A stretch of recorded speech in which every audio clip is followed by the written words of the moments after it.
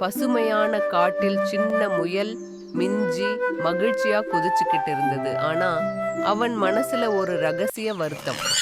காட்டில் உள்ள பெரிய விலங்குகள் எல்லாம் அவனை பார்த்து, இவன் சின்னவன்தான், இவனால பயங்கரமா என்ன செய்ய முடியும் என்று இகழ்வாங்க.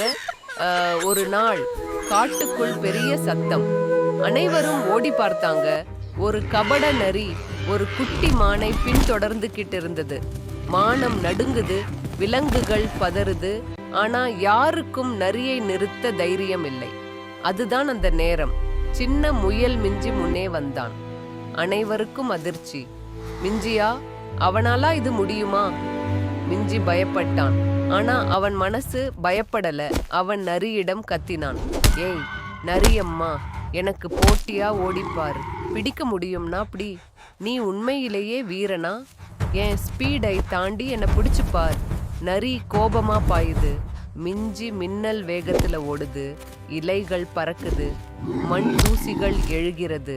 அவன் நரியை நேராக பழைய கிணறு பக்கம் இழுத்துச் செல்கிறான்.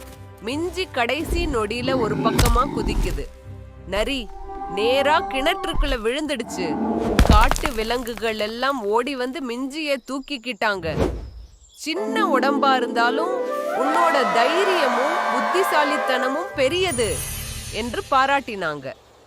மிஞ்சியின் முகம் மகிழ்ச்சியாலே பிரகாசமாக மின்னியது.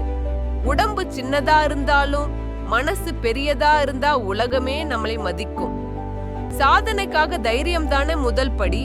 மேலும் இது போன்ற ஸ்டோரிஸ்க்காக சேனலுக்கு சப்ஸ்கிரைப் பண்ணுங்க, லைக் பண்ணுங்க, இந்த வீடியோவை ஷேர் பண்ணுங்க.